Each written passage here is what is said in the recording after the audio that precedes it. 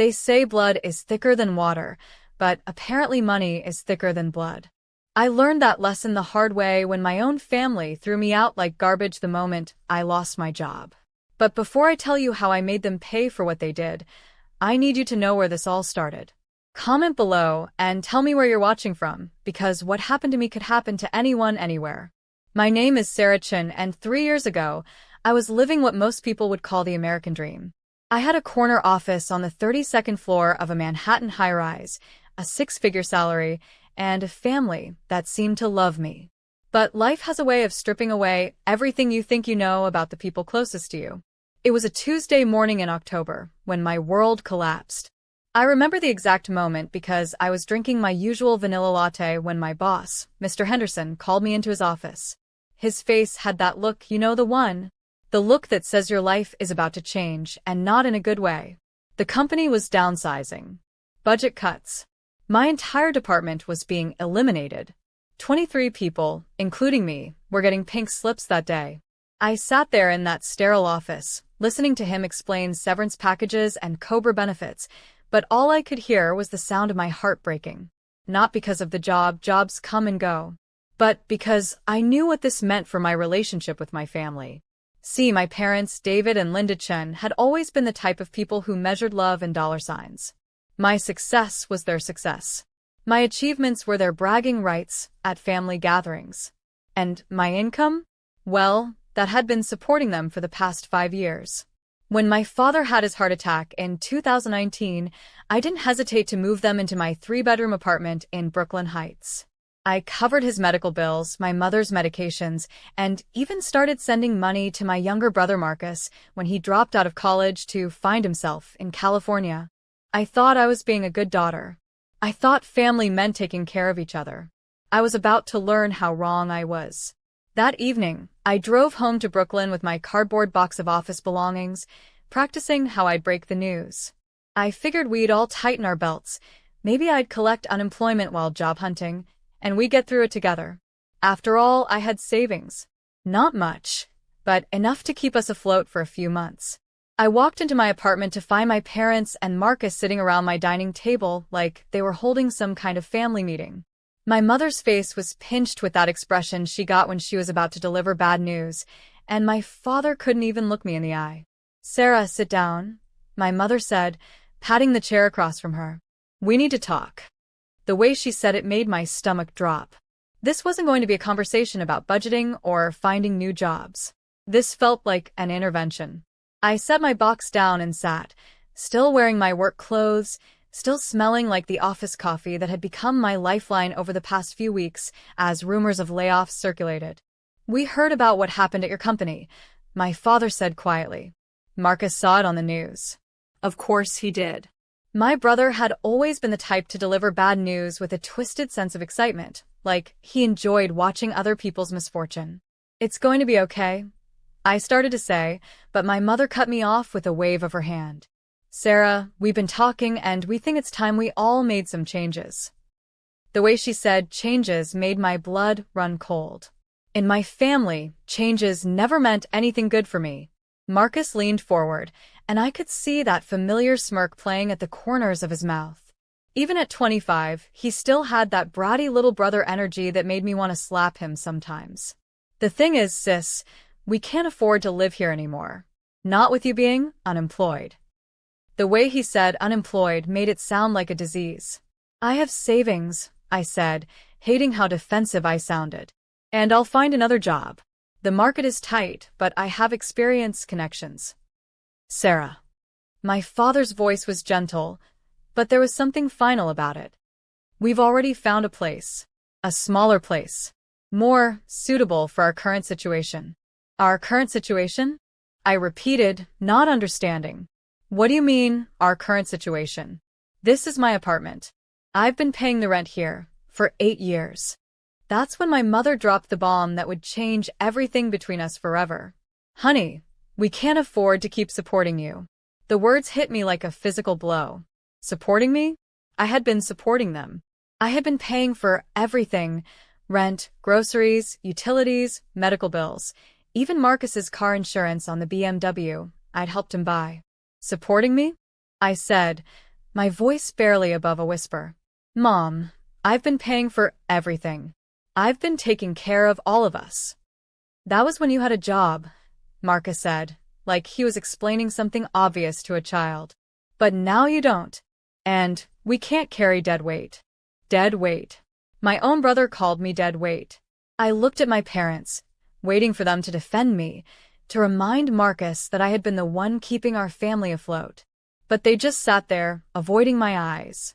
We've put a deposit down on a 2-bedroom in Queens, my mother continued, as if Marcus hadn't just called me dead weight. It's much more affordable, and frankly, it makes more sense for the 3 of us. The 3 of them, not the 4 of us. The 3 of them. Where am I supposed to go? I asked, and I hated how small my voice sounded. You're a smart girl, Sarah, my father said, finally meeting my eyes. You'll figure it out. You always do. But there was no warmth in his voice. No reassurance. It was the tone you'd use with a stranger, not your daughter. That's when it hit me. They had already made their decision. They had found a place, put down a deposit, and planned their escape from me, all while I was at work, fighting to save my job. They had been planning to abandon me before I even knew I needed them. When? I asked. This weekend, my mother said. We've already started packing. I looked around my apartment that I had worked 60-hour weeks to afford, that I had decorated with furniture I'd saved months to buy, that had been my sanctuary for nearly a decade. And I realized they had already started treating it like it wasn't my home anymore.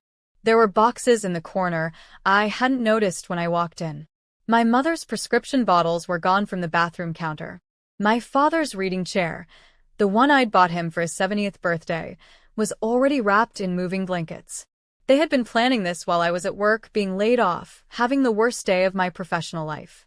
While I was sitting in that office, worried about how I was going to take care of them, they were at home plotting how to get rid of me. I need some air, I said, standing up so quickly that my chair fell backward. I grabbed my purse and walked out of my own apartment, out of my own building, into the Brooklyn night. I walked for hours, replaying every moment of the last few years, seeing all the signs I had missed. The way my mother's friends always seemed surprised when they learned I was still single, still living with my parents. The way Marcus never thanked me for anything, just expected it. The way my father had stopped asking about my day, my dreams, my life outside of my paycheck. I had been their A-team, not their daughter. And now that the ATM was broken, they were trading it in for a newer model, a smaller apartment they could afford on their Social Security and Marcus's part-time job at a gaming store. By the time I made it back to my building, it was past midnight.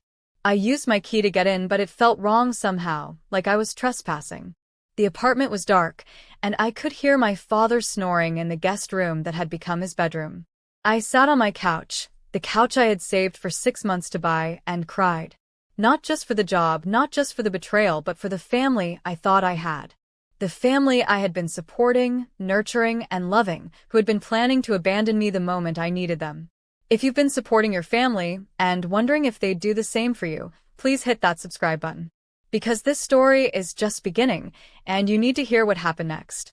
That night, as I sat alone in my apartment listening to my family sleep peacefully after destroying my world, I made a promise to myself.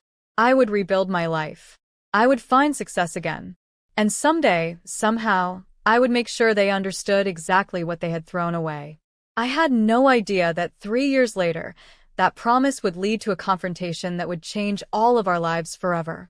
The next morning, I woke up on my couch with a crick in my neck and the taste of betrayal still bitter in my mouth. My family was already moving around the apartment, packing boxes and making plans like I was invisible. It was Friday, which meant I had exactly 2 days before they left me completely alone. I spent that weekend helping them pack. I know that sounds insane, but what else was I supposed to do? These were still the people who raised me, who taught me to ride a bike, who came to my college graduation. Part of me kept hoping that if I proved I was still the same person, still willing to help and support them, they'd realize they were making a mistake. I was wrong. My mother packed her china, the set I'd bought her for her 60th birthday, without even looking at me. Marcus loaded his gaming setup into boxes while talking on the phone with his friends about his new place. And my father? He spent most of the weekend on the phone with the moving company, giving them the address of an apartment I'd never seen. Sunday evening came too quickly. The movers had taken everything that belonged to my family, which turned out to be more than I'd realized. The apartment felt hollow, like a museum display of my life before everything fell apart. My mother was the last one to leave. She stood in the doorway with her purse and a small suitcase, looking around the apartment one final time. "This is for the best, Sarah," she said, but she couldn't meet my eyes. "You'll see. Sometimes families need to reorganize." Reorganize. Like we were a failing business instead of people who were supposed to love each other. "Mom," I said, and my voice cracked.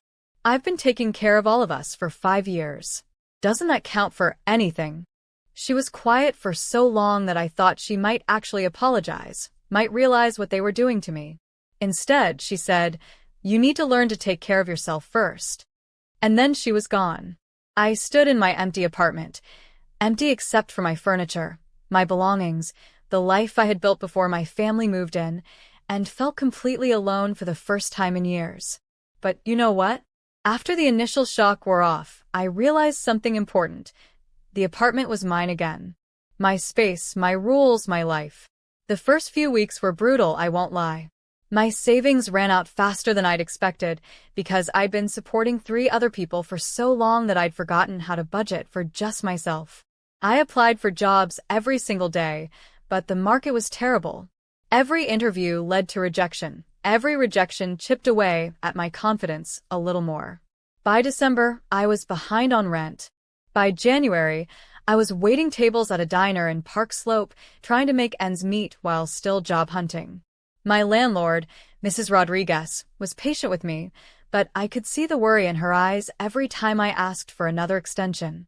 The lowest point came in February when I ran into my cousin Jessica at the grocery store. Jessica and I had been close growing up, but she was also close to my parents. The way she looked at me, like I was something to be pitied, told me everything I needed to know about what my family had been saying about me. "Sarah." "Oh my God, how are you?" she said, but her voice had that fake cheeriness people use when they're talking to someone they think is pathetic. "I'm doing well," I lied, very aware of the generic brand cereal and ramen noodles in my cart. "I heard about everything. Your parents mentioned you were going through a rough patch." Rough patch. Like I was the one who had caused all of this. "Have you been in touch with them?" I asked, genuinely curious. They'd moved to Queens, but I had no idea where. They'd changed their phone numbers and hadn't given me the new ones. Jessica looked uncomfortable. "Oh, here and there.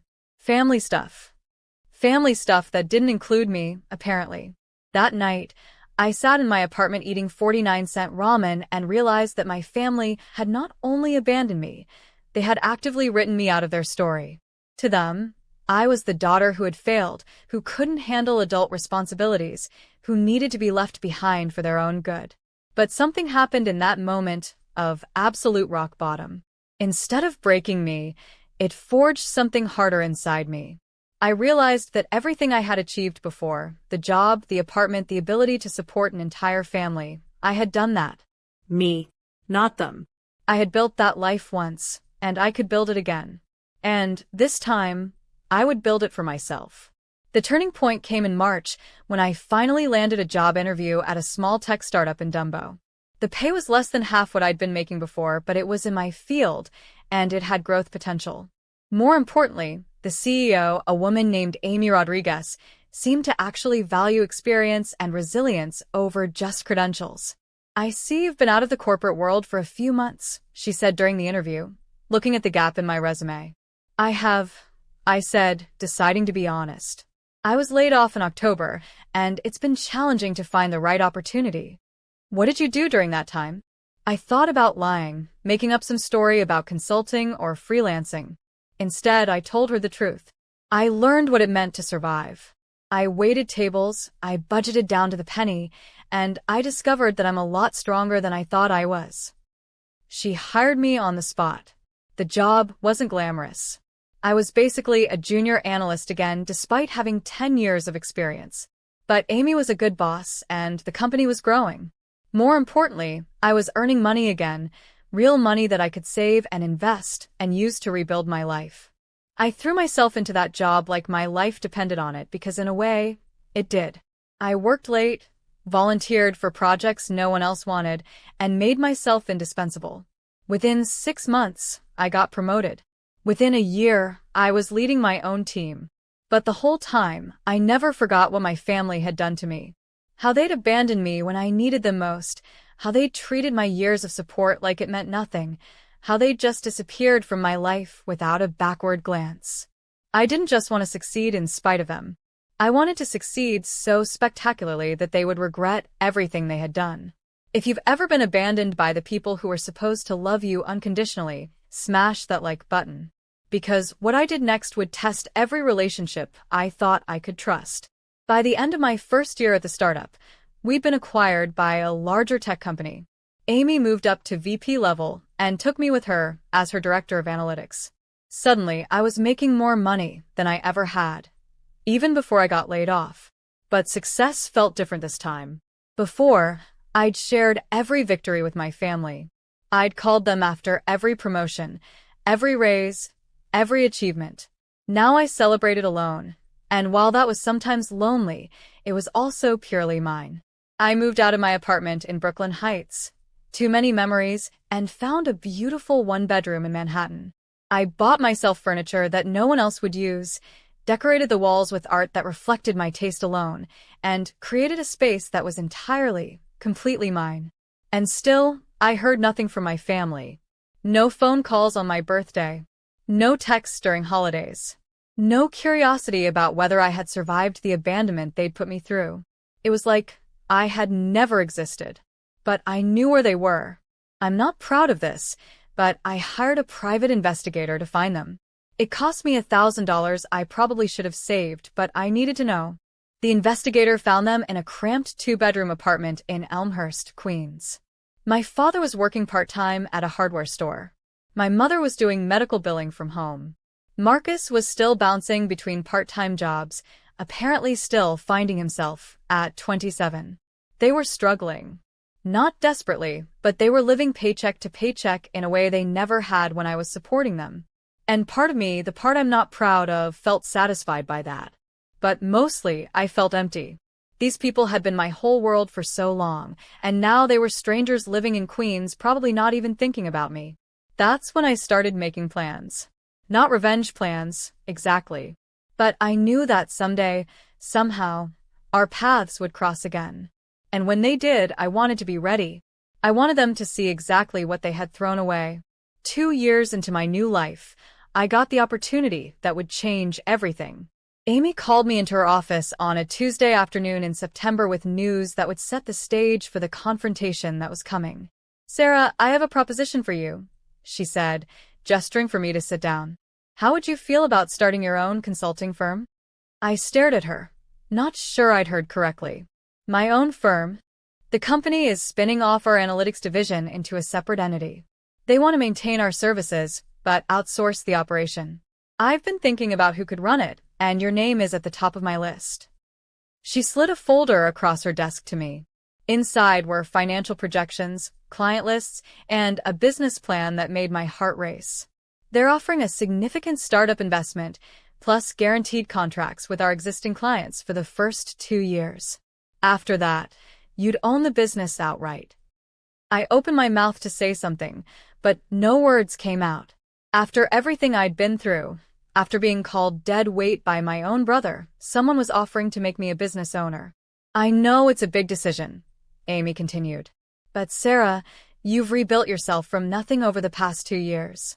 I've watched you turn failure into fuel, and that's exactly the kind of person who succeeds in business." That night, I sat in my apartment reading through the business plan over and over. Chun Analytics.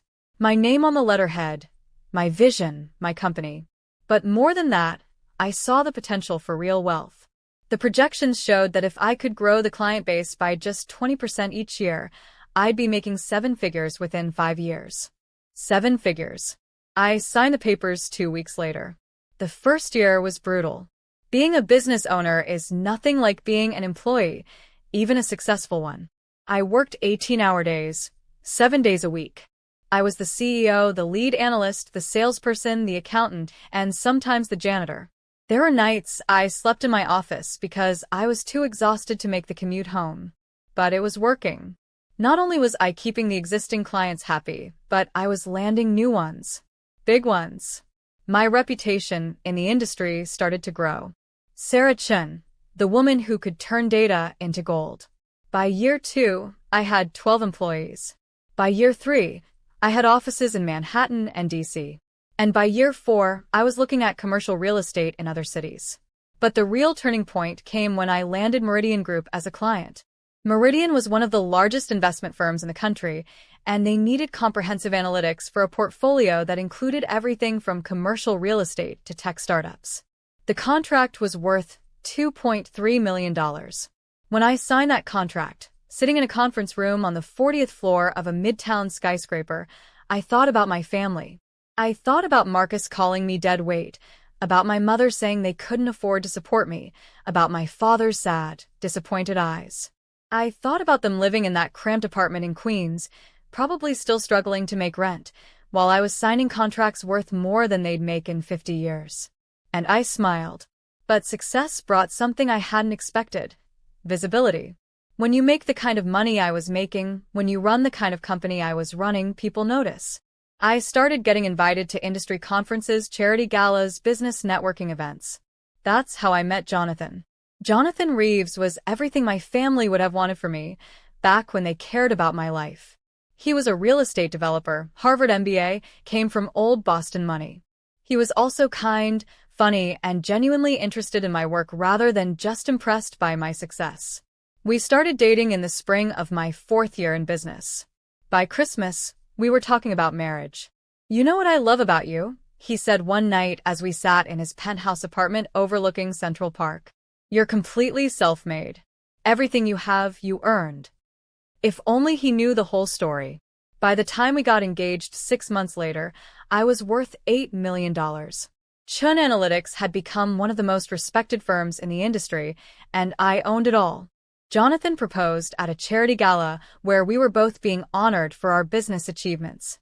As I stood there in my designer gown, wearing a ring that cost more than my parents' entire annual income, I felt like I had finally proven something to the world. But there was still one thing missing. I wanted my family to see what they had thrown away. I knew I could have just let sleeping dogs lie. I could have lived my successful life, married Jonathan, and never looked back. But something in me needed closure. I needed them to know that the daughter they'd abandoned had not only survived, she had thrived beyond their wildest imagination. So I did something I'm not entirely proud of, but I can't say I regret. I hired a different private investigator, a better one this time, to find out everything about my family's current situation. I needed to know exactly what their lives looked like now, 5 years after they'd walked away from me. The report made for interesting reading. My father was still working at that hardware store, making $12 an hour. His health wasn't great, his heart condition had gotten worse, and he'd had another mild heart attack the previous year. My mother was still doing medical billing, but the company had cut her hours. Marcus had finally found steady work at a tech repair shop, but he was still living with my parents, still single, still figuring things out at 29. They were barely scraping by. But the most interesting detail was at the end of the report. They had been talking to relatives about me, asking if anyone had heard from me, if anyone knew how I was doing. After 5 years of complete silence, they were suddenly curious about the daughter they'd abandoned. That's when I realized they might have heard rumors about my success. In business circles, Sarah Chun was becoming a known name. It wouldn't be hard for someone to put 2 and 2 together, especially if they were looking. I decided it was time to let them find me. Through a series of carefully orchestrated moves, attending events where I knew family friends would be, making sure my company's success was covered in local business publications, I made sure word would get back to them about exactly how well their former dead-weight daughter was doing. I wanted them to stew in it. I wanted them to lie awake at night thinking about the millions of dollars in support they had thrown away. I wanted them to realize that the daughter they'd abandoned had become more successful than they'd ever dreamed possible. And then, when they'd had time to really absorb what they'd lost, I wanted them to come crawling back. Because that's when I would show them exactly what it felt like to be abandoned by family. If you think you know where this is going, just wait. Hit that subscribe button because what happened when they finally tracked me down was nothing like what any of us expected. The bait worked faster than I'd anticipated. Within 3 months of my strategic visibility campaign, I got a call that changed everything. Sarah? Sarah, is this really you? It was my cousin Jessica. The same Jessica who had looked at me with pity in that grocery store years earlier. But now her voice was different. Excited. Almost desperate. Hi, Jessica, I said, keeping my tone carefully neutral. Oh my God, I can't believe I found you. Do you know how long we've all been wondering what happened to you? We? All? Suddenly, I was part of the family narrative again. I've been doing well, I said simply. Well? Sarah, I saw the article in Business Weekly. You own a multi-million-dollar company. Why didn't you tell anyone? Because no one asked, I wanted to say. Because you all disappeared from my life when I needed you most. Instead, I said, it's been a busy few years. Sarah, your parents, they had no idea. They've been so worried about you. Worried. Right. That's why they'd changed their phone numbers and cut all contact. I'm sure they have, I said. Sarah, would you consider seeing them? I think there are things that need to be said. And there it was. The invitation I'd been waiting for. I'll think about it, I told Jessica. But I already knew my answer. It was time to show my family exactly what they had lost. After Jessica's phone call, I knew it was only a matter of time before my family reached out directly. But I wasn't going to sit around waiting for them to make the first move. I had plans to make, and those plans required the perfect stage for our inevitable reunion. That's when I found the house. I wasn't even looking for a new place to live. Jonathan and I were perfectly happy in his penthouse, and we'd been talking about buying something together after the wedding. But when my real estate agent, Patricia, called me about a property that had just come on the market, something about her description made me curious. It's in Westchester, she said. Old money area. Absolutely gorgeous. The current owners are going through a nasty divorce and need to sell quickly. It's probably going to go for well under market value. The address made my heart skip a beat. Scarsdale. The same town where I'd grown up visiting my grandmother before she died. The same town my parents had always talked about living in someday when we can afford it. Send me the listing, I told Patricia. The photos took my breath away. It was a Georgian colonial mansion built in the 1920s with 6 bedrooms, 8 bathrooms, a library, a formal dining room, and grounds that looked like something from a magazine. The asking price was $3.2 million, significantly less than Patricia had predicted because of the circumstances. But it wasn't the beauty of the house that sold me. It was the symbolism. This was the kind of house my parents had dreamed about their entire lives. The kind of house they'd driven through neighborhoods to look at when I was a kid, pointing out the circular driveways and manicured lawns while talking about what it would be like to live somewhere like that. And now I could buy it with cash. I made an offer that afternoon. Full asking price, no contingencies, close in 30 days. The sellers accepted before the sun went down. Are you sure about this? Jonathan asked when I told him. It's beautiful, but it's huge. What are we going to do with 6 bedrooms? Fill them, I said, only half joking. Besides, think of it as an investment. Property values in Scarsdale only go up. He didn't argue, but I could see he was confused by my sudden urgency to buy a house we didn't really need. I couldn't explain that I wasn't just buying real estate. I was buying the ultimate symbol of everything my family had wanted and would never have. The closing was surprisingly emotional for me. As I signed the papers transferring ownership of this multi-million-dollar property to my name, I thought about 18-year-old Sarah, riding in the back of my father's beat-up Honda as we drove through neighborhoods like this, listening to him say, maybe someday, kiddo, if we work really hard and get a little lucky. Well, I had worked hard, and now I own their someday. Moving into the house was surreal. The previous owners had left most of the furniture, part of their quick sale agreement, so I was suddenly living surrounded by antiques and artwork worth more than most people's houses. But I didn't just want to live in luxury. I wanted to make sure my family knew about it. So I did what any successful businesswoman in the 21st century would do. I hired a social media manager. I want a complete digital presence, I told Chloe, the young marketing expert I'd hired. Professional website, LinkedIn updates, Instagram account that showcases the lifestyle. I want anyone who searches my name to see exactly how successful I've become.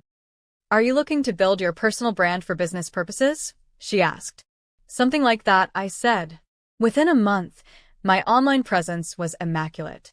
Professional photos of me in my office, at industry events, speaking at conferences. Lifestyle shots of the house, the grounds, my car collection.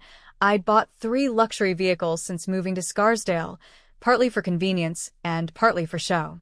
But the real masterstroke was the housewarming party. I want to throw a party, I told Jonathan one evening as we sat in what the real estate listing had called the morning room, but was bigger than my parents' entire apartment. What kind of party? Big. Elegant. The kind of party that gets written about in the society pages. Jonathan raised an eyebrow. Since when do you care about society pages? Since I realized my family might read them, I thought. But I said, since I realized we should be celebrating our success instead of hiding from it. The party was everything I'd hoped for and more. 200 guests, including every important person in my professional and social circles. Catered by one of the best restaurants in the city, with a jazz quartet playing in the garden and photographers from 3 different publications capturing every moment. I wore a dress that cost more than my father made in 2 months, and jewelry that could have paid off their mortgage if they'd owned a house instead of renting that cramped apartment in Queens. The photos were spectacular. Me and Jonathan toasting with champagne in our mansion's grand foyer. Me laughing with clients and colleagues in rooms that looked like they belonged in a museum. Me standing in the doorway of my home, my $3 million home, looking like I belonged there. And I made sure those photos ended up everywhere. The society pages of 3 newspapers, the websites of 2 business publications, and of course, all over social media. If my family was looking for me, they wouldn't be able to miss this. I didn't have to wait long. The call came 2 weeks after the party photos were published. Not from Jessica this time, but from someone I hadn't heard from in over 5 years. Sarah? The voice was older, more uncertain, but unmistakably familiar. Hi, Dad. There was a long pause, and I could hear him breathing on the other end of the line. We, your mother, and I saw the pictures. In the paper. The house it's beautiful, sweetheart. Sweetheart. He hadn't called me that since before they'd abandoned me. Thank you, I said, keeping my voice neutral. Sarah, I know it's been a long time and I know things ended badly between us, but could we maybe talk? In person. And there it was. The moment I'd been waiting for, planning for, building toward for 5 years. I suppose that could be arranged, I said. Really? Oh, Sarah, that would mean so much to us. To all of us. Marcus well, he's grown up a lot. We all have. I'm sure you have, I thought. Especially now that you've realized what you threw away. Why don't you all come to the house? I said. This Saturday. Say, 2 o'clock. The house? Your house? Are you sure? I'm sure, Dad. I think it's time you all saw how I've been doing. After I hung up, I sat in my library in my mansion and smiled. Everything was falling into place exactly as I'd hoped. They thought they were coming for a reunion. They thought they were going to reconnect with the daughter they'd abandoned, maybe even apologize for how things had ended. But I had different plans. I was going to show them exactly what their abandonment had cost them. I was going to let them tour this house, see this life, understand the full scope of the success they'd turned their backs on. I was going to let them realize that if they just supported me for a few more months, if they just believed in me the way families should, they could have been part of all of this. And then, once they fully understood what they'd lost, I was going to give them a taste of their own medicine.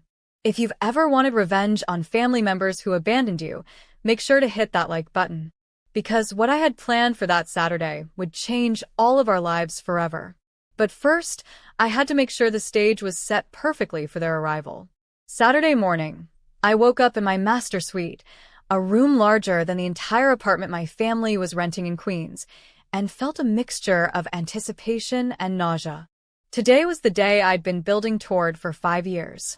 I spent the morning making sure every detail was perfect. Fresh flowers in every room. The cleaning service had been there the day before, so everything gleamed. I arranged for my housekeeper, Maria, to prepare a light lunch. Nothing too elaborate, but elegant enough to emphasize the level of luxury I was living in. Most importantly, I made sure all the evidence of my success was visible, but not ostentatious. Business awards on the mantelpiece in the library. Photos from high-profile events casually displayed on side tables. My diploma from Columbia Business School, the MBA I'd earned online while building my company, prominently hung in my home office. I wanted them to see everything, but I wanted it to feel natural, like this was just how I lived now. Jonathan was in the city for a client meeting, which was probably for the best. This conversation needed to happen without an audience, and I wasn't sure how he'd react to seeing me in full revenge mode. At exactly 2 o'clock, I heard the sound of a car in my circular driveway. I looked out the window of my front foyer and saw a beat-up Toyota Corolla that looked like it hadn't been washed in months. The contrast between that car and my pristine property was so stark it was almost comedic. But my laughter died when I saw them get out of the car. My parents had aged. Really aged. My father moved slowly, like his joints hurt, and my mother was using a cane I'd never seen before. They both looked smaller somehow, diminished in a way that had nothing to do with the grand scale of my property. Marcus looked the same, just older and softer around the edges. But even he seemed subdued as he stared up at my house with an expression I couldn't quite read. I opened the door before they could ring the bell. "Hi," I said, and suddenly all my carefully planned words disappeared. "Oh, Sarah," my mother said, and her voice broke a little. "Look at you. You look wonderful." I was wearing a casual designer outfit, jeans that cost $400 and a sweater that cost $300, but I could see her taking in every detail. The way the clothes fit, the quality of the fabric, the understated elegance of my jewelry. "Thank you," I said. "Come in." They followed me into the foyer, and I watched their faces as they took in the curved staircase, the crystal chandelier, the marble floors. My father actually gasped. "Sarah," he said, his voice barely above a whisper. This is your house." "It is," I said. "Would you like a tour?" What followed was one of the most surreal hours of my life. I walked my family through my mansion, watching them react to each room with increasing amazement and what I was starting to recognize as regret. In the living room, with its silk wallpaper and antique furniture, my mother ran her fingers along the fabric of a chair that probably cost more than she made in 6 months. "This is beautiful," she said. "Everything is so perfect." In the library, Marcus stopped in front of my awards and actually read each one out loud. Entrepreneur of the Year, 2022. Rising Star in Analytics, 2021. 40 under 40 Business Leaders. He turned to look at me. "Sarah, you did all this." "I built the company from nothing," I said. "I have 43 employees now, offices in 3 cities." In my home office, my father stared at the view of the grounds through the floor-to-ceiling windows. "The backyard is bigger than the park where we used to take you when you were little," he said. 2.5 acres, I said. "There's a pool house behind those trees." But it was in the kitchen where everything started to unravel. My mother was admiring the commercial-grade appliances, the marble countertops, the breakfast nook that overlooked the garden. She turned to me with tears in her eyes. "Sarah, honey, I had no idea. When we left, we thought you'd find another job, get back on your feet, but we never imagined." "You never imagined what, Mom?" "That you'd do this well. That you'd build something so incredible." That's when Marcus, who had been unusually quiet during the tour, finally spoke up. "Sarah, we need to talk about what happened. About how we left things." I had been waiting for this moment for 5 years, but now that it was here, I felt strangely calm. "Okay," I said. "Let's talk." We sat in my living room, them on one couch, me in the chair across from them. The afternoon sun was streaming through the windows, illuminating dust motes that danced between us like tiny golden secrets. My father cleared his throat. "Sarah, We owe you an apology. A huge apology. The way we handled things when you lost your job, it wasn't right. It wasn't right? I repeated. Dad, you abandoned me. All of you. After I supported this family for 5 years, the moment I needed support back, you disappeared. We were scared, my mother said. We were scared about money, about the future, about being a burden on you when you were already struggling. So you decided to be no burden at all by cutting me out of your lives completely? We thought it would be temporary, Marcus said. We thought we'd give you space to figure things out, and then what? It's been 5 years, Marcus. 5 years without a phone call, without a birthday card, without any acknowledgement that I even existed. The room was quiet except for the sound of my mother crying softly. We heard you were doing well, my father said finally. Through Jessica, through other people. We heard you'd started a business. You heard I was doing well, and you still didn't reach out? We were ashamed, he said. We were ashamed of how we'd treated you, and the longer it went on, the harder it became to make that first call. Until you saw the pictures of his house. My father's face flushed red. It's not just about the house, Sarah. Isn't it? You spent 5 years not caring whether I was alive or dead, but the moment you realized I was rich, suddenly you're ready to be a family again. That's not fair, Marcus said, but his voice lacked conviction. Fair. I stood up, my carefully maintained composure finally cracking. You want to talk about fair? Let me tell you what fair would have been. Fair would have been staying by my side when I lost my job. Fair would have been believing in me when I said I'd figure it out. Fair would have been acting like a family instead of like freeloaders who jumped ship the moment the money dried up. Sarah, my mother started. No, Mom. You don't get to Sarah me. Do you have any idea what it was like? Being abandoned by the people who were supposed to love me unconditionally? Do you know what it felt like to realize that your love came with a price tag?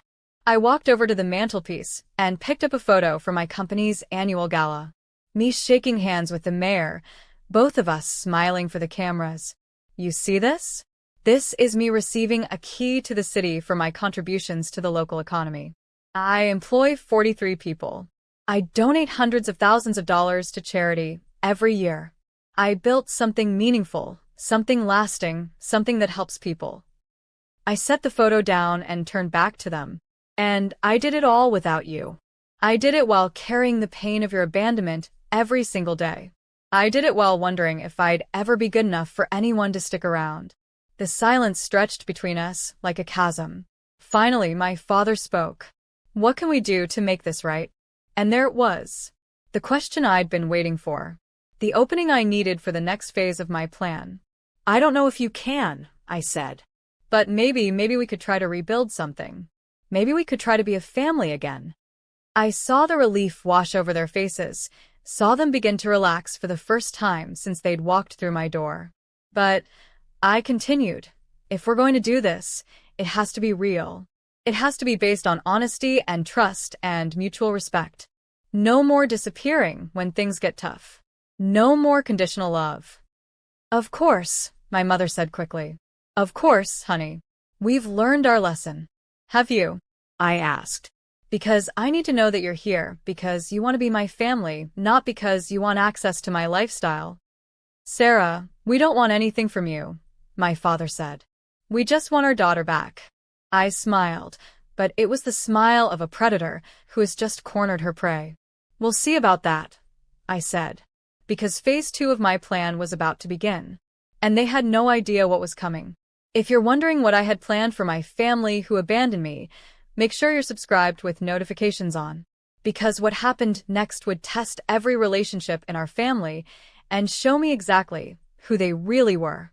Over the next few months, I began what I privately called the integration project. On the surface, it looked like a daughter slowly rebuilding relationships with her estranged family. But in reality, it was the most elaborate psychological experiment I'd ever conducted. I started small. Dinner invitations once a month, always at my house, always with expensive catered food that I made sure to mention the cost of casually. Family birthday celebrations in my dining room that could seat 12, with gifts that cost more than they used to make in a week. But I was watching. Always watching. The first red flag came during my father's birthday dinner in November. I'd had the meal catered by the same restaurant that had done my housewarming party, 8 courses, $200 per person. As we sat around my dining room table eating food that cost more than their monthly rent, I mentioned that I was thinking about expanding Chin Analytics internationally. London first, I think, I said, twirling my fork through the truffle pasta. The European market has so much potential. London. Marcus perked up in a way that made my stomach tighten. That sounds incredible. Have you been there before? A few times for business, I said. Jonathan and I are actually thinking about buying a flat there.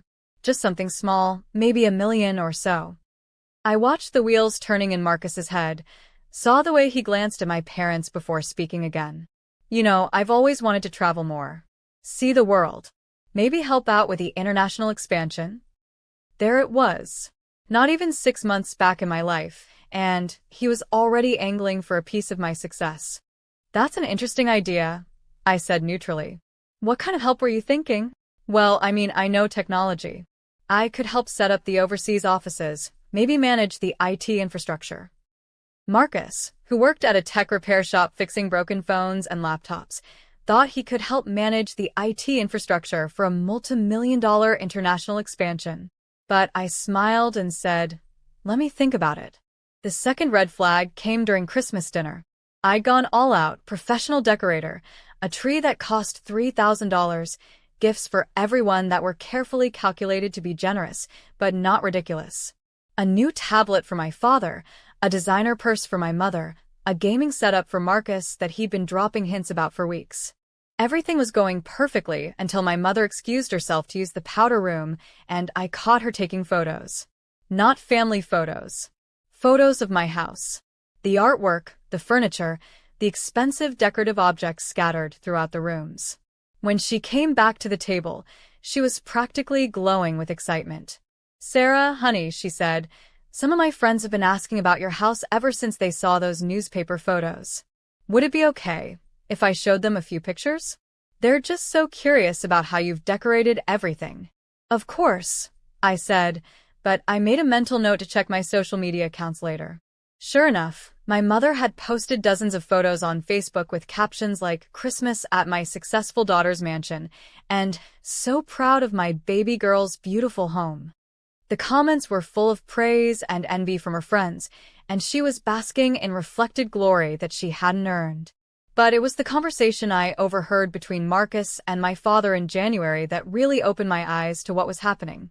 I was in my kitchen making coffee when I heard their voices from the living room. They didn't realize I could hear them, or maybe they'd forgotten that sound carried in a house this size. I'm telling you, Dad, she's loaded, Marcus was saying. Did you see that car she bought last month? The Porsche? That thing costs more than we make in 2 years. I know, son, but we need to be careful. We can't push too hard too fast. Why not? She owes us, doesn't she? We're her family. We raised her, supported her through school. Supported her? My father's voice was sharp. Marcus, she supported us for 5 years. She paid for everything while we lived in her apartment. Yeah, but before that. And now look at her. She's got more money than she knows what to do with, and we're still struggling. It's not fair. Life's not fair, son. But Sarah, she's been generous. The gifts, the dinners, letting us back into her life after what we did. Generous? Marcus laughed, but there was no humor in it. Dad, she spends more on one dinner party than I make in 3 months. She bought a house for $3 million. $3 million. Do you know what we could do with that kind of money? It's not our money, Marcus. But it could be. She's family. Family shares with each other. I set down my coffee mug carefully, my hands shaking with rage. Not sadness, not disappointment. Pure, white-hot fury. Marcus wasn't grateful to be back in my life. He was resentful that I hadn't immediately started bankrolling his existence again. In his mind, my success wasn't something I'd earned. It was something I was withholding from him. That's when I decided it was time for phase 3. Over the next month, I started dropping hints about some financial challenges. Nothing dramatic, just casual mentions of cash flow issues, delayed payments from clients, the usual ups and downs of business ownership. The international expansion might have to wait, I mentioned during one of our monthly dinners. We're having some liquidity issues with the London project. I watched my family's faces carefully. My parents looked concerned, the way families should when someone they love is facing problems. But Marcus? Marcus looked panicked. What kind of liquidity issues? He asked quickly. Oh, just typical business stuff. We have money tied up in long-term contracts, and some clients are taking longer to pay their invoices than usual. Nothing catastrophic, but it means I need to be more careful about cash flow. But you're not in actual financial trouble, are you? The desperation in Marcus's voice was barely concealed. No, nothing like that. I might just need to postpone some of the bigger purchases I was planning. Maybe sell one of the cars, or put off some of the house renovations. The relief on his face was so obvious it was almost insulting. But my real test came 2 weeks later, when I called a family meeting. I need to talk to all of you about something, I said as we sat in my living room on a cold February evening. I've been doing some thinking about family, about what it means, about how we take care of each other. They all leaned forward, sensing something important was coming. When I lost my job 5 years ago, you all made a decision about what family meant to you. You decided that supporting me wasn't worth the risk or the cost. The mood in the room shifted immediately. My mother's face fell, my father looked down at his hands, and Marcus shifted uncomfortably in his seat. Now I'm in a position where I could support all of you. I could pay off your debts, help with medical bills, maybe even buy you a house, so you don't have to keep renting that apartment in Queens. I paused, watching their faces light up with hope and anticipation. But I need to know that you want me in your lives for the right reasons. I need to know that if I lost everything tomorrow, you'd still be here. Of course we would, my mother said quickly. Sarah, honey, we love you. We've learned our lesson about what's really important. Have you? I asked. Because I think I need proof of that. That's when I delivered the test that would reveal everything. I'm thinking about making some major changes to my lifestyle. Downsizing. Moving to a smaller house, driving a more modest car, maybe even stepping back from the business to focus on family relationships. The silence that followed was deafening. Downsizing, Marcus finally said. But Sarah, you've worked so hard to build all this. Why would you want to give it up? Because maybe I've learned that success without family is empty.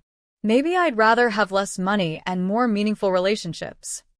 That's very noble, my father said slowly. But are you sure that's what you want? What he was really asking was, are you sure you want to give up the lifestyle that we've been enjoying by association? I think it might be exactly what I need, I said. Of course, it would mean no more expensive dinners, no more lavish gifts, no more house parties or charity galas. We'd have to find simpler ways to spend time together. The look that passed between my parents and Marcus told me everything I needed to know. They weren't horrified by the thought of losing their daughter's company. They were horrified by the thought of losing their daughter's money. Sarah, my mother said carefully, you don't need to make any drastic decisions. Maybe you're just feeling overwhelmed. Maybe what you need is some help managing everything, not less of it. Help managing it? Well, yes. Marcus could help with the business, maybe move in here to help take care of the house. Your father and I could handle some of the day-to-day stuff so you don't feel so burdened by success. Move in here, help with the business, manage the day-to-day stuff. They were literally trying to move into my life and take over my assets while pretending it was for my own good. I smiled the coldest smile I had ever smiled. That's so thoughtful of you, I said. But I think I need some time to consider all my options. After they left that night, I sat alone in my mansion and realized something that broke my heart all over again. They hadn't changed at all. They were still the same people who had abandoned me when I needed them most. The only difference was that now they wanted something from me, so they were willing to pretend to care. But I wasn't the same person they'd abandoned 5 years ago. I was stronger, smarter, and much more ruthless than they remembered. It was time to show them exactly what that meant. If you're wondering how I was planning to expose my family's true motives, you need to keep watching. because what I did next would test every boundary of family loyalty and show me just how far they were willing to go to get what they wanted. March came with an unseasonable warmth that felt like a warning. Spring was supposed to be about new beginnings, but I was planning an ending. The final act of the drama that had been playing out for almost a year since my family had re-entered my life. I had proof now of what they really wanted from me. The question was, how far were they willing to go to get it? I was about to find out. The plan I devised was elegant in its simplicity and devastating in its implications. I was going to give them exactly what they seemed to want, access to my wealth, and then see what they did with that access. But first, I needed to set the stage perfectly.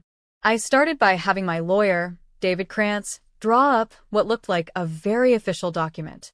A family trust agreement that would give my parents and Marcus legal access to my assets in the event of my death or incapacitation. It looked completely legitimate because, technically, David had used real legal language and proper formatting. The only difference was that it had no actual legal weight. It was theater, carefully constructed to look like the real thing. But they wouldn't know that. Next, I had a conversation with Jonathan that was one of the hardest things I'd ever done. "I need to tell you something about my family," I said as we sat in his penthouse apartment one evening in early March. "And I need to ask you to trust me, even if what I'm planning seems crazy."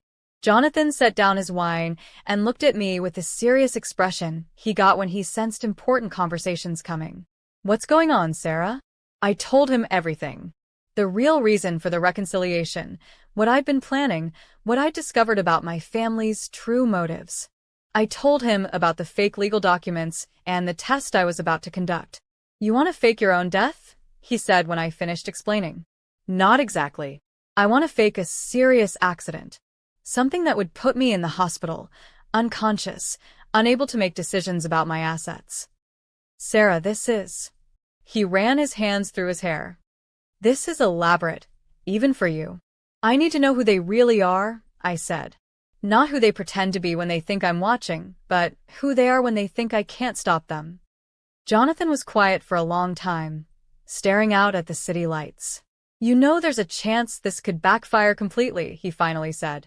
"What if they actually do care about you and you put them through the trauma of thinking you might die?" "Then I'll know I was wrong about them," I said. "And I'll be the happiest I've ever been to be wrong." But I knew I wasn't wrong. Jonathan agreed to help, reluctantly, but he made me promise that if my family showed even a hint of genuine concern for my well-being over my wealth, I would call the whole thing off immediately. I agreed, knowing that promise would never be tested. The accident was scheduled for a Saturday in late March. I told my family I was driving up to my house in the Hamptons, a property I'd bought 6 months earlier but hadn't mentioned to them yet, to oversee some renovations. Instead, Jonathan and I drove to a small hospital in Connecticut where David had arranged for me to be admitted under an assumed name. The story we crafted was simple. I'd been in a serious car accident on a rural road. I was alive but unconscious, with a traumatic brain injury that made my prognosis uncertain. The doctors couldn't say when or if I would wake up. David, playing his role as the family lawyer, called my parents with the news. "I'm afraid I have some difficult news about Sarah," he said, his voice appropriately grave. "She's been in an accident." What followed was exactly what I expected, but it still left me feeling hollow inside. My mother's first question, after asking if I was alive, was, "What does this mean for her business?" My father's first concern was whether the accident would affect the family financial arrangements we've been discussing. "And Marcus?" Marcus asked David directly. "Does this trigger the trust agreement she mentioned?" Not one of them asked which hospital I was in. Not one of them asked if they could visit me. Their first instinct wasn't to rush to my bedside. It was to find out how they could benefit from my tragedy. David, playing his part perfectly, told them that according to the document Sarah had signed, they would indeed have access to her accounts and assets while she was incapacitated. All they needed to do was come to his office to sign some paperwork and provide identification. They made an appointment for the following Monday. I spent that weekend in a hotel room near the Connecticut hospital, watching the news reports about my accident that David had arranged to have planted in the local media. Watching my phone for messages from my family asking about my condition, begging for visiting information, expressing any concern about my health. The only messages I got were logistics about the trust meeting. On Monday morning, I sat in David's office conference room, hidden behind a two-way mirror that was built into the wall for exactly these kinds of situations. I could see and hear everything that happened in that room, but they couldn't see me. My family arrived promptly at 9 a.m., all dressed in what I suppose they considered appropriate morning attire. But there was an energy about them, an excitement they were trying to suppress, that made me sick to my stomach. "Thank you all for coming," David said as they settled into their chairs. "I know this is a difficult time." "How is she?" my mother asked, and for a moment I felt a flicker of hope. "The same," David said. "The doctors are cautiously optimistic, but it could be weeks or even months before we know the extent of the damage." "Months," Marcus said, and I could hear the calculation in his voice. "So, she could be in the hospital for months?" "It's possible. And during that time, we would have full access to manage her affairs?" David nodded. "According to the trust document she signed, yes. You would be able to make financial decisions, manage the business, even access her personal accounts if necessary for her care or the maintenance of her properties." I watched my family exchange glances, and what I saw in their faces wasn't grief or worry or love. It was greed. "Where do we start?" my father asked. That's when David slid a folder across the table to them. "These are Sarah's current financial statements. Bank accounts, investment portfolios, business assets, real estate holdings." They dove into those papers like vultures on roadkill. "8 million in liquid assets," Marcus read aloud. "Holy shit, Marcus," my mother scolded, but she was smiling. "Sorry, but Mom, do you see these numbers? She's got more money than I thought possible." "The business is valued at 12 million, my father added, running his finger down the page. "And the properties, the house in Scarsdale, the apartment she bought for Jonathan's use, the place in the Hamptons. We're talking about $20 million in total assets," Marcus said. "Maybe more." They weren't talking about their daughter, who was lying unconscious in a hospital bed. They were talking about a lottery ticket they'd just won. "Now," David continued, "there are some immediate decisions that need to be made. The business needs management, the properties need maintenance, and there are some time-sensitive investment opportunities that Sarah was considering." "What kind of opportunities?" Marcus asked immediately. David pulled out another folder. "She was looking at purchasing a hotel chain in Miami. The initial investment would be 5 million, but the projected returns are substantial." I had no idea David was such a good actor. There was no hotel chain, no investment opportunity. But he was selling it like it was real. 5 million, my father said thoughtfully. "That's a lot of money. But look at the returns," Marcus said, leaning forward eagerly. "If this is legitimate, we could double that money in 2 years." "We." "Not Sarah." "We." "Of course, you'd want to be careful," David said. "These are Sarah's assets, and you'd be acting as her fiduciaries. Everything would need to be in her best interest." "Of course," my mother said quickly. "Everything we do would be for Sarah's benefit." But I could see the wheels turning in all their heads. They were already spending my money in their minds. "There's also the matter of living arrangements," David continued. "The house in Scarsdale is expensive to maintain. The utilities alone are $3,000 a month, plus groundskeeping, security, general upkeep. Someone should probably be living there to keep an eye on things." "We could do that," Marcus said immediately. "Move in temporarily, just to take care of the place while Sarah recovers." "That makes sense," my father agreed. "We're family. We should be the ones taking care of her things." Taking care of her things. Not taking care of her. The meeting continued for 2 hours, and with each passing minute, I watched my family transform from people pretending to grieve into people openly planning how to spend my money and live my life. They discussed selling my art collection. Sarah never really appreciated it anyway. Liquidating some of my investment portfolios. Cash is more flexible, and even putting my business up for sale. It's too much for us to manage long-term.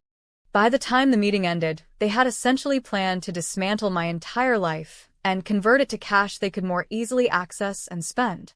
As they prepared to leave, My mother turned to David with what I'm sure she thought was a concerned expression. When can we visit Sarah in the hospital? The doctors are limiting visitors right now, David said. But I'll let you know as soon as that changes. Good, she said. We want to be there for her.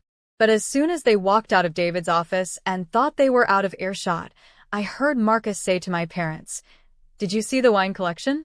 She's got bottles worth $5,000 each. We should probably move those to a more secure location."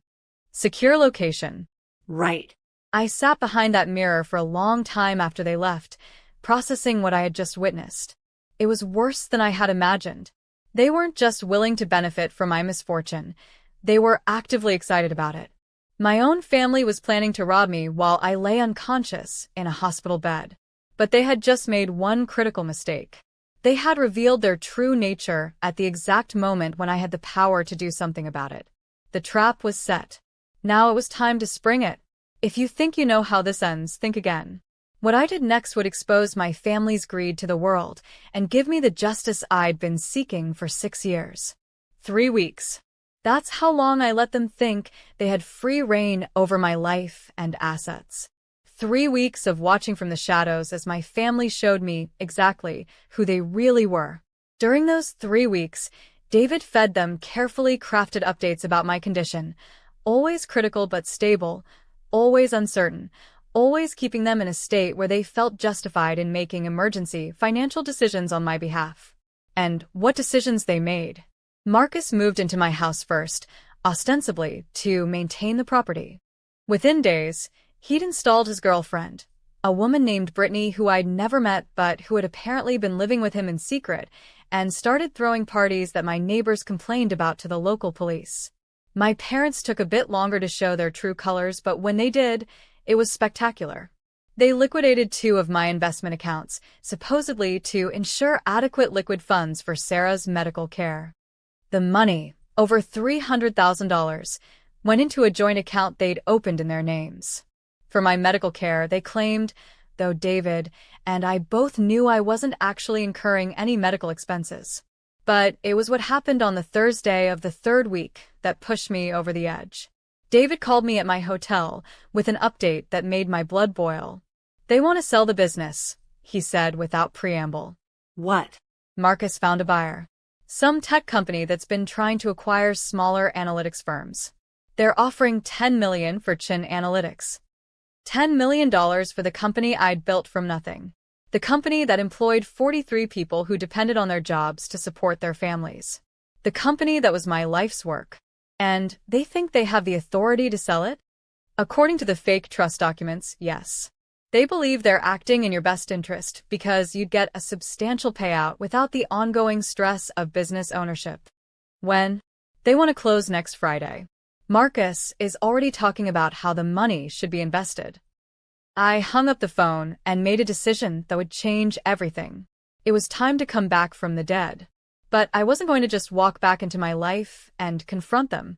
That would be too easy, too clean. They needed to understand the full magnitude of what they'd done, and they needed to face consequences that matched their betrayal. I called Jonathan first. "It's time," I said simply. "Are you sure?" "I'm sure, but we're going to do this my way."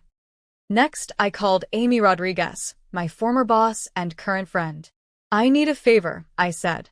"A big one." Then I called the FBI. You see, what my family had done wasn't just morally reprehensible, it was legally criminal. Fraud, embezzlement, identity theft, fiduciary misconduct. They'd committed multiple felonies while thinking they were getting away with the perfect crime. But I had recorded everything. Every meeting with David, every phone call, every decision they'd made. I had a complete documentation of their conspiracy to defraud me. The FBI agent I spoke with, Special Agent Rebecca Martinez, was fascinated by the case. "So you faked your own incapacitation to expose your family's criminal intent?" she asked during our meeting. "I created a situation where they revealed their true nature," I corrected. "I didn't force them to commit crimes. I just gave them the opportunity to show who they really were." "And you have all of this documented?" I handed her a flash drive containing dozens of hours of recorded conversations, bank records showing the movement of my money into accounts they controlled, and email communications where they discussed their plans for my assets. "This is comprehensive," Agent Martinez said, scrolling through the files. "We'll need to verify everything, but if this is all legitimate, your family is looking at serious federal charges." "I want them arrested," I said. "But I want to be there when it happens." Agent Martinez raised an eyebrow. "That's unusual." "This is an unusual situation." She agreed to coordinate with me on the timing of the arrests. Friday morning, the day they planned to sell my company, I drove to my house in Scarsdale for the first time in 3 weeks. I sat in my car at the end of my own driveway, looking at the property I'd worked so hard to buy, and felt a mixture of rage and sadness that threatened to overwhelm me. There were cars in my driveway that I didn't recognize. Beer cans scattered across my perfectly manicured lawn. A pizza delivery box floating in my pool. Marcus hadn't just moved into my house. He'd turned it into a fraternity. But today was the day it all ended. I called David. "Are they still planning to meet at your office at 2? "Yes." "Marcus, your parents, and the buyer's representatives. They think they're about to become millionaires." "Perfect. Is everything else set up?" "The cameras are ready, the FBI is in position, and I've prepared copies of all the real legal documents showing that the trust agreement they've been operating under is completely fraudulent." "Then let's go." I drove to David's office and took my position behind the two-way mirror for what I knew would be the last time. At exactly 2 p.m., my family arrived, dressed in their best clothes and practically vibrating with excitement. They thought they were about to cash in on the biggest payday of their lives. Instead, they were about to face the consequences of 6 years of treating me like an ATM instead of a daughter. "Good afternoon," David said as they settled into their chairs. "I assume you're ready to proceed with the sale?" "Absolutely," Marcus said, barely containing his glee. "We've thought about it carefully, and we really believe this is in Sarah's best interest. She'll be set for life," my father added. "No more stress about running a business, no more worrying about employees and overhead.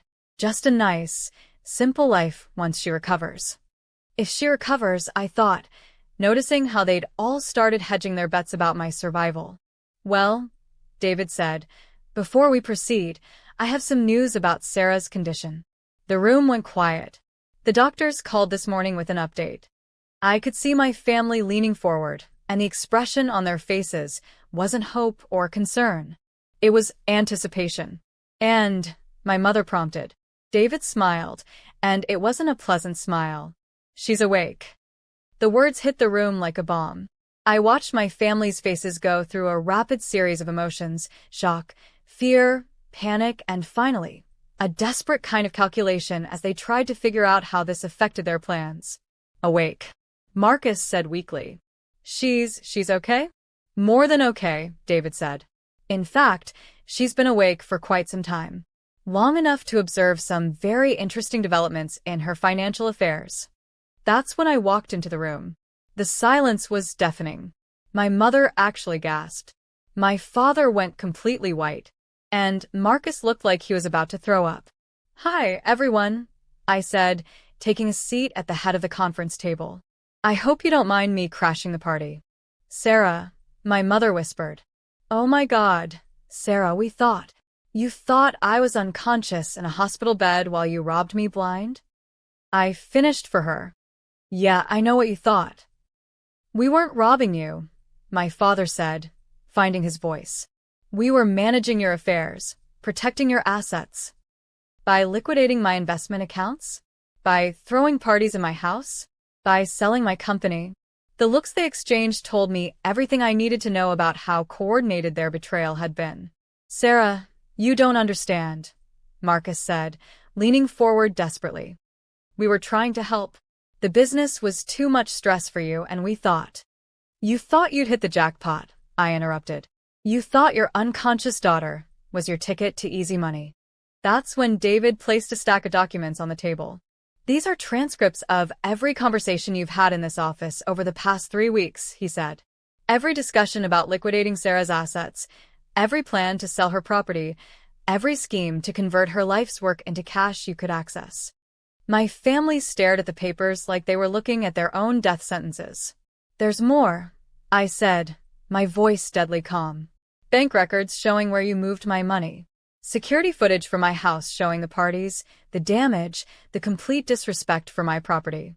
Email communications where you discussed how to maximize your access to my wealth. Sarah, please, my mother said, tears starting to flow. We were scared. We were confused. We didn't know what we were doing. You knew exactly what you were doing, I said. You saw an opportunity to take everything I'd worked for, and you took it. Just like you took my support for 5 years and then abandoned me the moment I needed you. That's when the door opened and Special Agent Martinez walked in, followed by 3 other FBI agents. Marcus Chun, David Chun, Linda Chun, she said, her voice official and final. You're under arrest for conspiracy to commit fraud, embezzlement, and identity theft. The next few minutes were chaos. My mother started crying hysterically. My father kept saying, there must be some mistake. And Marcus? Marcus looked at me with pure hatred as the handcuffs went on. You set us up, he said. Your own family. No, I replied, standing up as they were led toward the door. I gave you the opportunity to show me who you really were. You set yourselves up. As they were taken away, my mother turned back to me one last time. Sarah, please. We're family. Doesn't that mean anything to you? And that's when I delivered the line I'd been practicing for weeks. You're right, I said. Family should mean something. It should mean loyalty and support and love that doesn't come with conditions. But you taught me that our family doesn't work that way. You taught me that when you abandoned me 6 years ago. I paused, letting the weight of those words sink in. So here's what I learned from you. Family is a choice, not an obligation. And I choose not to be your family anymore. The door closed behind them, and for the first time in 6 years, I felt truly free. But the story doesn't end there. Because what happened next would test everything I thought I knew about justice, forgiveness, and what it really means to win. If you want to see how this story really ends, make sure you're subscribed, because what my family did when they got out on bail would shock even me. My family spent exactly 18 hours in jail before their lawyer, a public defender who looked like he'd rather be anywhere else, got them released on bail. I knew because I'd asked Agent Martinez to call me when it happened. What I didn't expect was what they would do with their freedom. I was in my office at Chun Analytics on the Monday after their arrest, trying to focus on damage control. The attempted sale had leaked to the press, and I was fielding calls from clients worried about the stability of my company when my assistant buzzed me with an urgent call. Miss Chun, there's a Detective Morrison from the Scarsdale Police Department online too. My blood ran cold. Put him through. Miss Chun, I'm calling about a situation at your residence. We've received reports of individuals attempting to gain entry to your property. What kind of individuals? 3 people claiming to be your family members. They say they have a right to be there, but your security system shows they don't have access codes. They're persistent. I checked my phone and saw 17 missed calls from numbers I didn't recognize, plus dozens of text messages from my parents and Marcus. The messages started apologetic and desperate, but quickly turned angry and entitled. The last one, from Marcus, made my stomach drop. You can't just lock us out of our own lives. We know where you live. Detective Morrison, I said, I'll be there in 30 minutes. Please don't let them leave. I drove to Scarsdale faster than I should have, my mind racing. What were they thinking? They were out on bail for federal fraud charges, and their first instinct was to come to my house and what? Break in? Demand entry? Threaten me? I got my answer when I turned into my driveway. They hadn't just come to my house. They had come with a moving truck. I sat in my car for a moment, staring at the scene in front of me. My parents and Marcus were standing on my front lawn, arguing with 2 police officers. The moving truck was parked in my circular driveway, and I could see 2 moving men sitting in the cab, looking like they wanted to be anywhere else. But it was the boxes stacked on my lawn that really got my attention. My belongings. Furniture from my living room, artwork from my walls, even my clothes, all packed up and ready to be loaded into that truck. They were stealing my life. Literally, physically stealing everything I owned. I got out of my car and walked toward the group, my heels clicking on the pavement with each step. The police officers saw me first. Miss Chen. That's me. These individuals claim they have a legal right to remove property from your house. I looked at my family, really looked at them for the first time since their arrest. Gone was any pretense of shame or remorse. They looked angry, defiant, like I was the one who had wronged them. What legal right? I asked, directing the question to Marcus, since he seemed to be the ringleader of this operation. The trust agreement, he said, his voice hard with resentment. We're your legal representatives, and we're protecting your assets. Marcus, you were arrested for fraud 3 days ago. The trust agreement you're referring to was completely fake. You have no legal right to anything in my house. That's what you say, my mother interjected, but we have a lawyer now, and he says we might have a case for financial elder abuse. Financial elder abuse. They were claiming I had abused them financially. I stared at my parents, the people who had raised me, taught me right from wrong, been the center of my world for the first 25 years of my life, and felt something break inside me that had been hanging by a thread for 6 years. Detective, I said, turning away from my family to address the police officers. These individuals are currently out on bail for federal fraud charges related to stealing hundreds of thousands of dollars from my accounts while I was supposedly incapacitated. They have no legal right to be on my property or to remove anything from my house. But we're family, my father said, and his voice had a pleading quality that might have moved me once upon a time. Sarah, we made mistakes, but we're still your family. You can't just cut us out of your life. That's when I turned to face him directly, and I said the words that had been building in my chest for 6 years. You cut yourselves out of my life when you abandoned me. Everything that's happened since then has been a consequence of that choice. We never abandoned you, my mother protested. We needed space to figure things out. You moved out of my apartment while I was at work. You changed your phone numbers. You didn't speak to me for 5 years. What would you call that? A misunderstanding, Marcus said. A family disagreement that got out of hand. No, I said, my voice getting stronger with each word. What you did was abandonment. What you've done since then is fraud. And what you're trying to do now is theft. I turned to the police officers. I want them arrested for trespassing and attempted burglary. Sarah, no, my mother cried. Please, we'll leave. We'll put everything back. We just don't know what to do. We don't have anywhere to go. And that's when the last piece of my heart that still cared about these people finally died. You should have thought of that before you committed federal crimes with my money, I said. You should have thought of that before you tried to steal my company. You should have thought of that 6 years ago before you decided I wasn't worth supporting through a rough patch. We were wrong, my father said, tears streaming down his face. We were wrong about everything.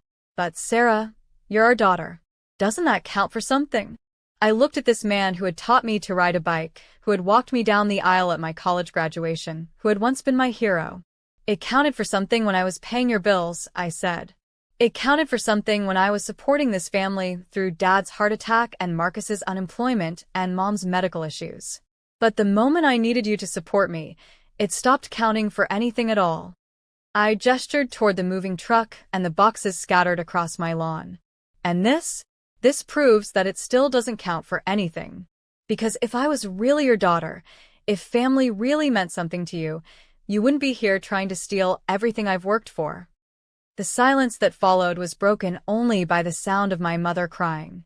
Officers, I said. I want them arrested. All of them. What happened next was something I'll remember for the rest of my life. As the police officers moved to arrest my family for the second time in 3 days, Marcus looked at me with an expression of pure hatred. You know what, Sarah? You deserve to be alone. You've always thought you were better than us, and now you've made sure you actually are alone. I hope it was worth it. It was, I said without hesitation. Every single penny was worth it to find out who you really are. As they were loaded into police cars for the second time that week, my father called out to me from the back seat of the patrol car. Sarah, please. We're family. We love you. I walked over to the car and leaned down so I could look him directly in the eyes. No, I said. You love my money. You've never loved me. And then I walked away, leaving them to face the consequences of their choices. The moving men helped me carry my belongings back into the house, shaking their heads at the whole situation. After they left, I sat alone in my living room, surrounded by the boxes of my life that my family had tried to steal, and felt something I hadn't felt in 6 years. Peace. 3 months later, my family was convicted on all charges. Marcus got 3 years in federal prison. My parents got 2 years each, plus restitution that would take them the rest of their lives to pay back. During the sentencing hearing, the judge asked if I wanted to make a victim impact statement. I stood up in that courtroom, looked at my family sitting at the defendant's table, and said, "Your Honor, the defendants want the court to believe that this was a family dispute that got out of hand. But this wasn't about family disagreements or misunderstandings. This was about people who saw me as an ATM for 5 years, abandoned me when I was no longer profitable, and then tried to steal everything I built without them when they realized how successful I'd become." I paused, looking directly at each of them. They taught me that love should be unconditional, and then they showed me that their love came with a price tag. They taught me that family sticks together, and then they abandoned me when sticking together became inconvenient. They taught me that I could trust them with anything, and then they proved that I couldn't trust them with my most basic security and well-being. I took a breath, feeling the weight of 6 years of pain lifting off my shoulders. But they also taught me something else. They taught me that family isn't about DNA or shared history. Family is about the people who show up for you when you need them most, who support your dreams instead of trying to steal them, and who love you for who you are instead of what you can give them. I looked around the courtroom, at Jonathan sitting in the front row, at Amy and David and my employees who had come to support me, at Agent Martinez who had helped me expose the truth. I have a family, Your Honor. It just doesn't include the defendants. The judge sentenced them to the maximum allowable terms. As I walked out of that courtroom, Marcus called after me one last time. Sarah, please. We're sorry. We made mistakes, but we're still your family." I turned around and looked at him, really looked at him, for what I knew would be the last time. "No," I said. "You were my family. But you gave that up when you chose money over me. You don't get to be my family anymore." And then I walked out of that courtroom and out of their lives forever. That was 2 years ago. My company is more successful than ever. Jonathan and I got married in a ceremony surrounded by the people who actually love us. I've donated millions to charities that help families in crisis because I know what it's like to have nowhere to turn. And my biological family? They're strangers to me now. Strangers who made choices that cost them everything. Sometimes people ask me if I regret what I did, if I feel guilty about the elaborate revenge I orchestrated against my own family. I don't. Because they taught me something important. You can't choose the family you're born into, but you can choose the family you keep. And I chose to keep the people who actually love me. If this story resonated with you, if you've ever had to make hard choices about toxic family members, please share this video. Hit subscribe and tell me in the comments. Have you ever had to cut family members out of your life? How did you know it was time? Remember, you don't owe anyone your loyalty just because you share DNA. Family is about love, support, and mutual respect. And if the people in your life can't give you those things, you have every right to build a new family with people who can. My family said I didn't have a family when they tried to take my mansion. They were wrong. I have a beautiful family. It just doesn't include them.